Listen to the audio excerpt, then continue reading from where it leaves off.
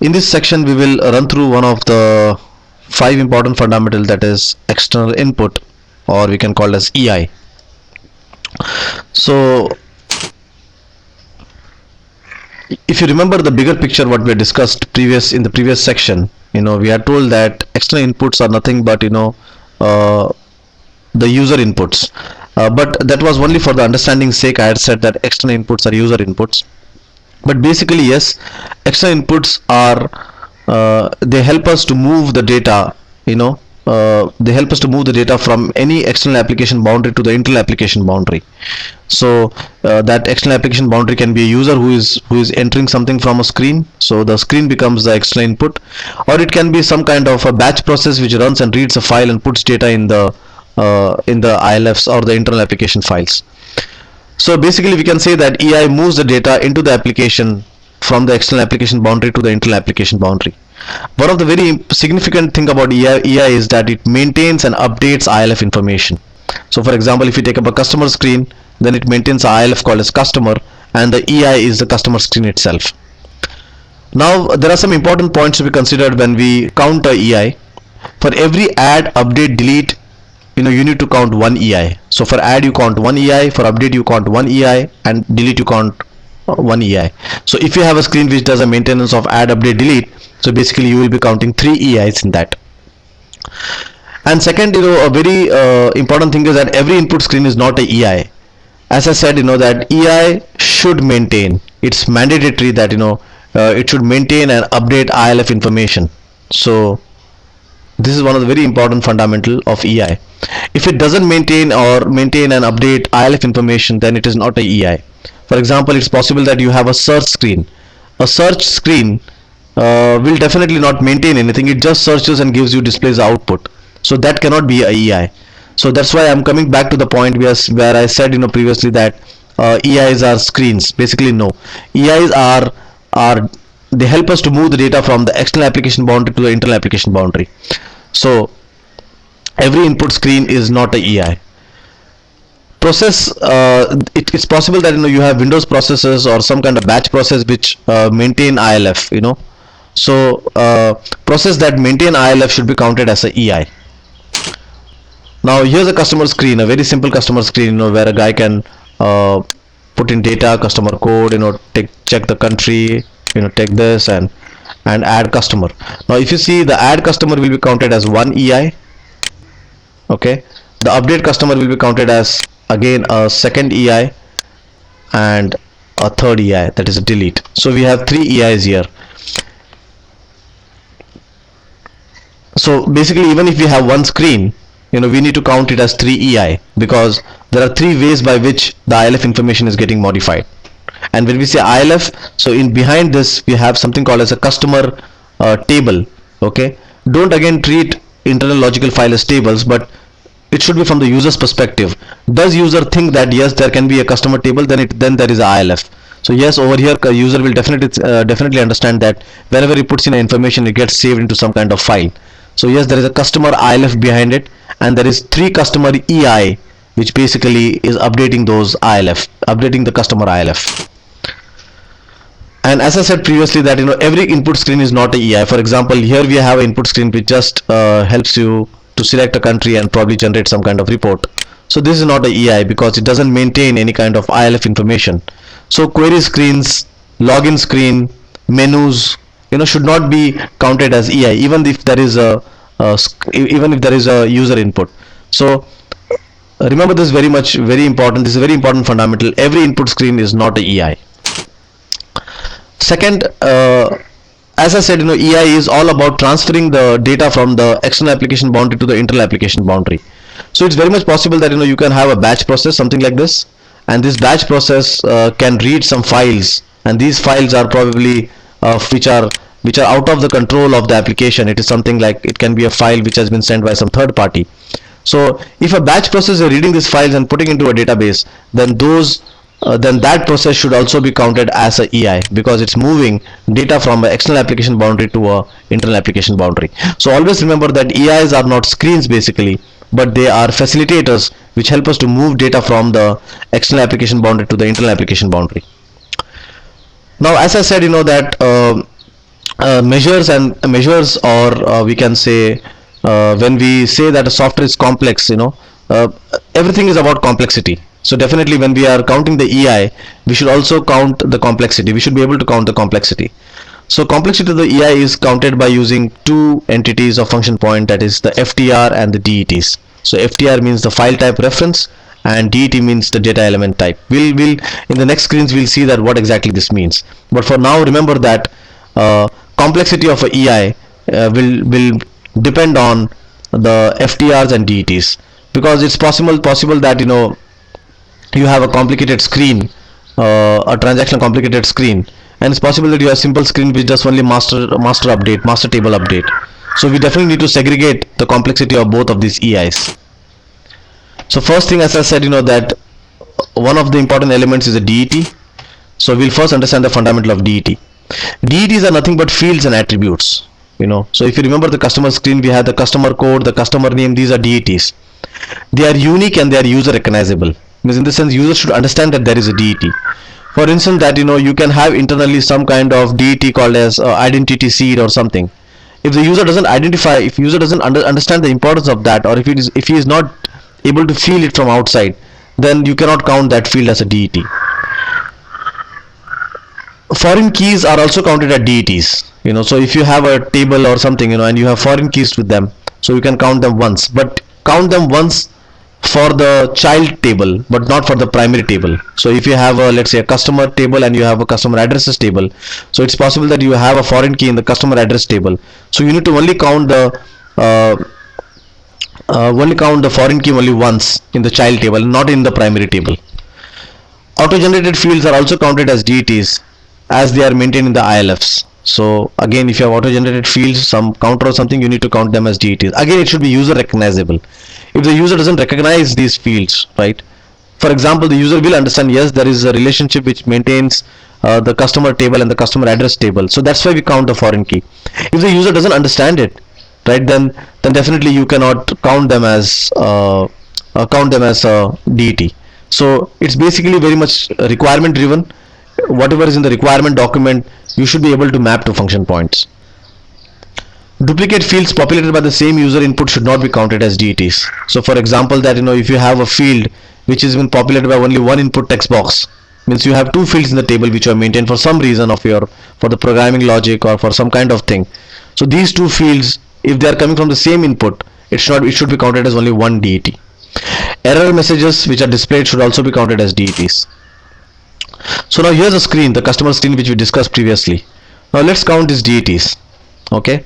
So as I said, DETs are fields, user identified fields. So I have 1, 2, 3. So remember, this is auto number, but as I said, auto numbers are also counted as DETs. 4. Now here, the voucher date and the audit date are taken from today's date. So basically, only one input will actually flourish these two DETs. So I have counted them as only one. So 4, 5, 6, 7. 7, I missed the 8 I think, but this is 8 actually. 8, 9, 10, 11. Now even I have counted the error message as a DET.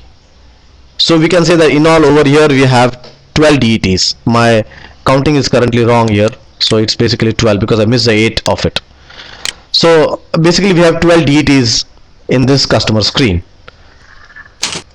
Now that we know the fundamental of DET, the other part of complexity the other part of EI which determines the complexity is the FTR. FTR is nothing but file and data referenced by the EI. So over here you can see that the customer this customer EI references some kind of data. For example, that it references the country data, or if it is referencing some kind of like the credit card data. So basically we have some FTRs or we have some reference types in this. So FTR is file or data referenced by the EI. First thing, let's go through the counting rules. We need to count one FTR for every ILF maintained. So even if you don't have a FTR, we count by default one FTR for every ILF maintained. Okay. Then we count for every ILF reference, we count one FTR. So in case if suppose you have a customer table and you are referencing let's say some kind of over here we are referencing a country master table, then we count one FTR for it. and then we count for every EIF reference. So here we have again reference 1, check credit card payment gateway, so we have one more FTR. So if we actually see in the screen, we will be having one FTR for the ILF and the second FTR for the EIF. Currently I have not taken this as a FTR. We'll come to it why, but just remember that if you are referencing data, or if you are referencing ILFs, then definitely you need to count the FTR accordingly. So in this current customer screen, we have two FTRs. It's arguable, you can say that yes, even this is ILF, that is country master, so why isn't this a FTR? So yes, you can count it as a third FTR if you want it. It will not really vary your estimation, we'll come to it why. But currently what I see visually over here is that I can see this as definitely a EIF, which is referenced as a FTR, because we are also going to count something called as EQs. So it doesn't really this complexity will be taken care in the EQ, so I have not counted that as my FTR. We'll come to the EQ fundamentals later on, so I will rather count this as a EQ than counting this as a FTR over here. So from my perspective, I'll say that we have two FTRs, but yes, somebody can vary and say yes, why not, yeah, this is also referencing ILF, so why not 3 FTRs. So here's the complexity of EI. Basically you can see that it's a cross table which I have put. So basically you have a EI rating table. So here's a EI rating table. Then I have put a FTR and DET. So if you have 1 to 4 DETs and less than 2 FTRs, then your value assigned to the EI, or the complexity value assigned to the EI, is 3. Okay. In the same way, if you have 5 to 15, less than 2, then it becomes 3. So if you remember that, if we two argue on the point that there is a 2 FTR or there is a 3 FTR, you will see that it doesn't really vary too much, because if we see that, okay, there were approximately 12 DETs and 2 FTRs. So 12 DETs, that in this one, and 2 FTRs, so you can say this one, so it becomes 4, right? Now even if you say that, okay, there are 3 FTRs in this,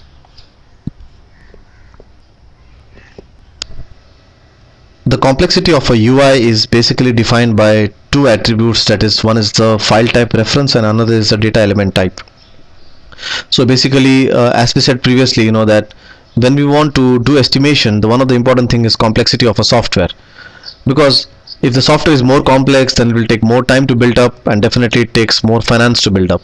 So all the 5 elements of function point, that is EI, EO, EQ, EIF, all have complexities defined, and for defining the complexities they have various attributes. So for EI we have 2 attributes, one is the file type reference and another is the data element type, which basically define the complexity of EI. What we'll do is that in the coming sections we'll try to walk through these 2 things, that is the data element type and the FTR, file type reference. DETs are nothing but they are fields and attributes. For example, when we took the case of the customer screen where we had a customer code, customer name, customer address, so customer code, customer name, these are fields, or these are attributes, or we can say that these are DETs. The second important thing about DET is that they are unique and should be user recognizable, in the sense that users should understand that these kind of DETs are existing, because if you remember, the important point of function point is that everything is from the user's perspective. So if the user cannot recognize the element or cannot recognize the entity, then you cannot estimate that. So yes, they should be unique and they should be user recognizable. When we say unique, means that if you count the DET once, you should not count the DET again in the same EI.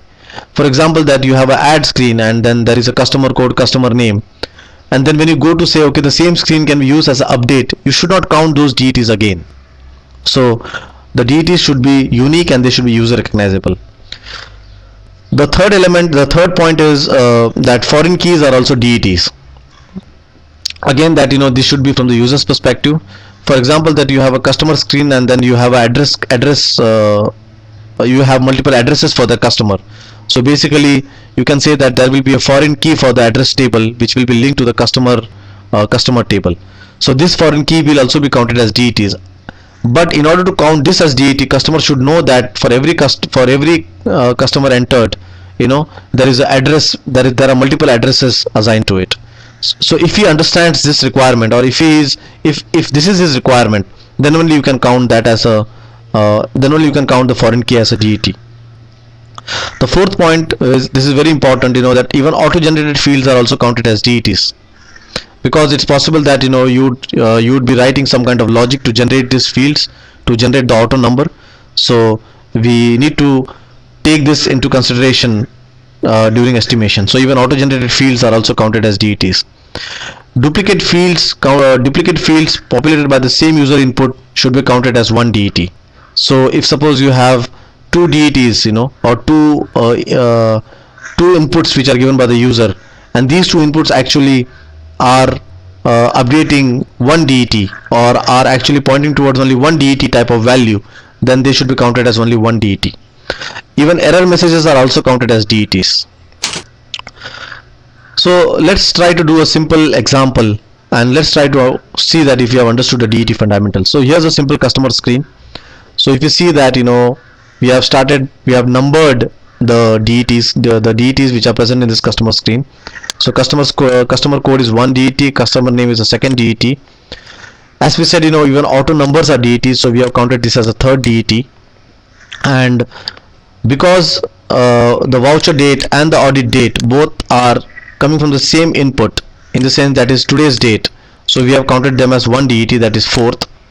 Then we have 5, 6, 7. Even the combo box is counted as a DET, because the data will be passed from the external application boundary to the internal application boundary. Then we have 8, 9, 10, 11 and 12. But note that we have also counted the error message as a DET. So we have approximately 12 DETs in this screen. Remember that we have also counted the buttons as a DET, because in every action of the button there is something which happens. In the sense, the data passes from the external application boundary to the internal application boundary. So this is again an input. So this is also counted as a DET. The second point which defines the complexity of EI is FTR. So FTR is nothing but whatever type of files which are referenced by the EI. So if there are no FTR, then we count the ILF which is maintained as one FTR. And if there is any ILF referenced other than the main ILF which is maintained, then we count one FTR for every of the referenced ILFs, and we count one FTR for any kind of external files we reference. So what we'll do is that to understand these fundamentals, we'll try to see through a simple example, the same example which we had seen previously. So you can see that, okay, the first point, the first thing which we should count as FTR is the ILF itself. So the customer ILF is counted as one FTR. The second FTR is the credit card information which is referenced from the external gateway. So that is counted as the second FTR. So this is the EIF basically, because this is not maintained by the customer application, but still it is counted as one FTR. Then we are also referencing a master ILF here, that is a country master, so we are counted that as a third FTR. So we have in all 3 FTRs in this current customer screen. Now that we know that what is a FTR and what is a DET, we'll try to see the EI rating table. So basically, depending on the number of FTRs and depending on the number of DETs, we rate a EI. So if you remember, we had said that this screen is of 12 DET and 3 FTRs. So basically when we say 12 DETs is this, and it is greater than 2 FTRs, so basically this is, so 6 is the complexity level of the customer screen.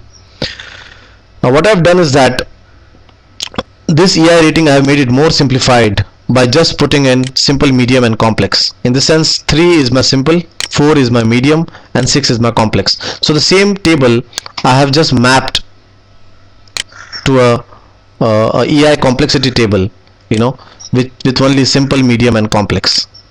This is just for the simplification purpose. So whenever you do estimation of EI, what you do is that you count the DETs, you count the FTR, then you reference this table and get this value out. So for example, for the current example, it is 6.